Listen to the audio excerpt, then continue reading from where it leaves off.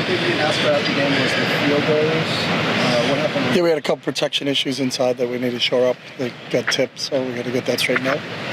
Both of them were tipped? Second one tipped? It's tough on the film to see, but it was close. As far as just general takeaways on the film in general? I thought our defense played outstanding. They were 1 of 11 on third down. I think 0 for 4 on fourth down.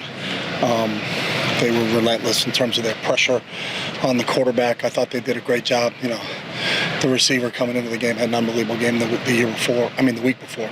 And for us to kind of keep him contained was a big part of the game plan. So I was really, really impressed with how our defense played. And then I thought our offense played. We were efficient, when we don't turn the ball over. We can be pretty good on that side of the ball, and that's what we did. I know you hit on it a little after the game, but can you expand on what Ethan did so well last week that justified him? Well, Ethan's done everything well since he's been here, so it's not just last week. It was at the beginning of the week.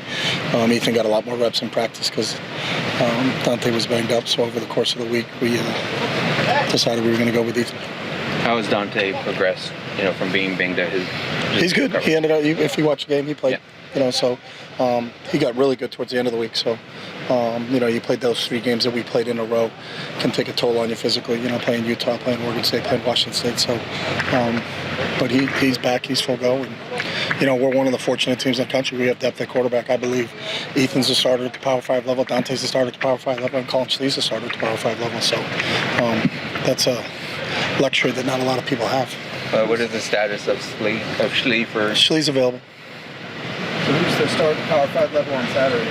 What the starter on Power 5 level today is what we worry about, and I'll answer the question for the 10,000th time for you, Ben, as we make our decision at the end of the week. So I couldn't tell you who's going to be up or down by the end of the week, and when we get to the end of the week, we sit down as a staff and we'll go through it. So. And because of the juncture of the game when Dante got in, I think it was a 35-point game at that point. Mm-hmm. With him getting a series, was there any, I guess because he was banged up, any chance that it was maybe a gamble or anything like that? No, not at all. If you listened earlier, I said by the end of the week he was really good. So we would never put a kid in a game if we thought there was a chance of injury. What did you see out of your run game on film?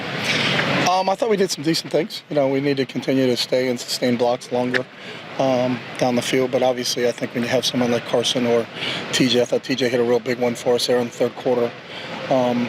They're both have great vision at the line of scrimmage. They usually make the first person miss, or it's very difficult because of their contact balance that they can stay on track. They're always moving forward as they go. I think we're continuing to rush for 200 yards plus a game, which is a positive when we're pretty balanced in terms of our production offensively, in terms of rush game, pass game. So we'll always be, I think, pleased, but we're never satisfied. I think we can always be better, and we'll continue to work on that as we continue to grow as a team. What are your initial impressions of Colorado? Their outstanding speed, I think, especially on the offensive side of the ball. Edwards at running back, and then that trio of receivers with Weaver, Horn, and Hunter. They all can really run. They can all really go. I think Shedeur has a great grasp of that offense. Got a really good understanding of it. Does not put the ball in harm's way, and is really, really good with the football. And they got a good scheme on the offensive side of the ball, to get those guys going. And then defensively, they got a bunch of guys running around getting to the football. So it's a good football team. They're battle tested. They've played a lot of good games. They've played close games. They had a couple of an overtime win against Colorado State. They lost in double overtime to Stanford. So you've seen them, in really close football games, and they compete and they play hard. What does that say about a quarterback? I think Shedeur is one of the most hit quarterbacks in the country. I know he's taken a ton of sacks, and yet he's managed to avoid turnovers. Yeah, it says a lot about him. I think he's he's certainly in the conversation for top quarterbacks in the country. The way he's playing right now, he's got a lot of poise. And it's a different deal now for quarterbacks, and I don't think people really appreciate, but I would say that the best quarterbacks are probably the toughest quarterbacks, the guys that can stand in there, even though there's a rush coming, and still deliver the ball where it's supposed to be and not putting it in harm's way. And he does that a ton. I think, he's the key. So how he goes is how that offense goes. So that's what our attention is this week is we need to try to disrupt the timing of the routes, and then we really need to get pressure on the quarterback. Good play at Kane Madrano this year. He really stood out seemingly against Stanford as well. What have you seen out of his development? Yeah, I think Kane's been outstanding this season. He's really made that full transition from receiver to linebacker. He's such a versatile athlete. He can play out in space, but he's also big enough to play in the box. So I think we're really, really pleased with how he's playing right now, and he's playing at a really, really high level.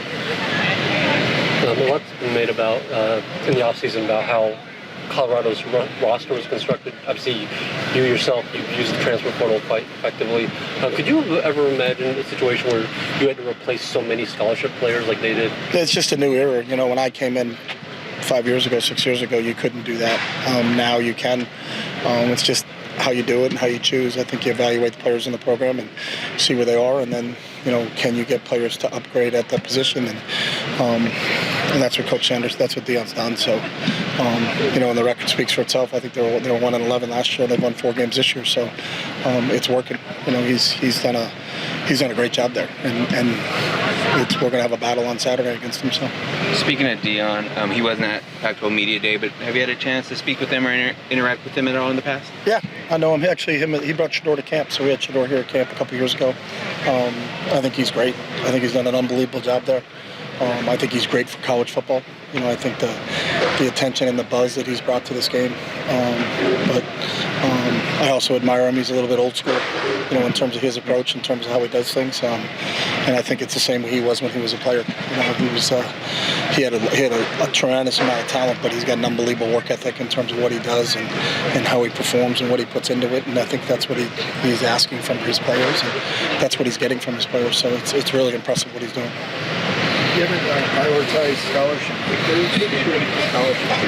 What's that? We have done that. Yeah, we have. We actually have. Blake Lesnar is on scholarship, so we took him in the transfer portal this past year.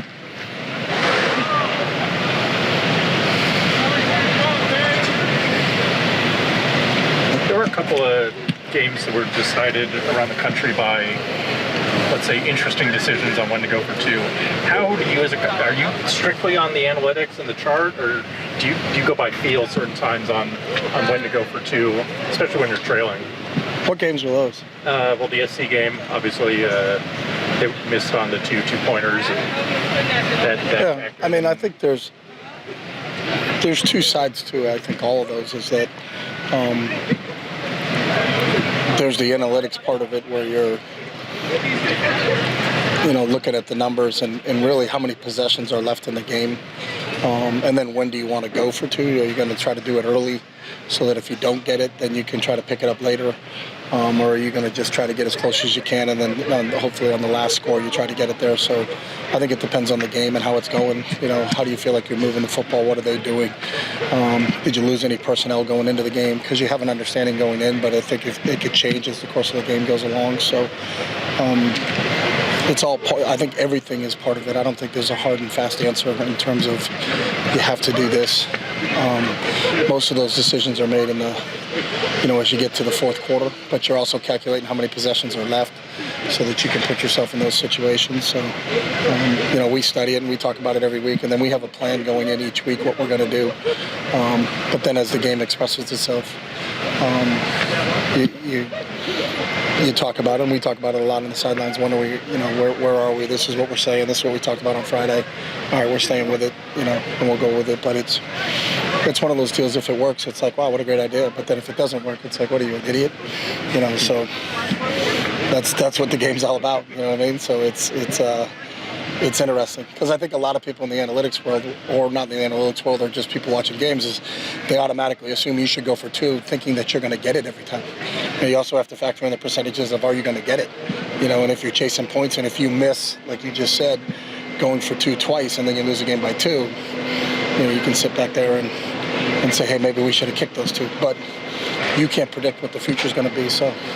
You know, it's you got to make the decisions in the heat of the moment and based upon the information that you have available to you. I know some schools have used like third-party vendors to do their analytics part of it. Do you guys do that? Or we have an analytics group here that we have people that we've hired to do that. So the same type of things and run algorithms and on a weekly basis, and then we sit down and discuss them. You know what it says in certain situations we should do, and you know let's unpack that a little bit. So, but we do that in-house here. You good? All right, thanks, guys.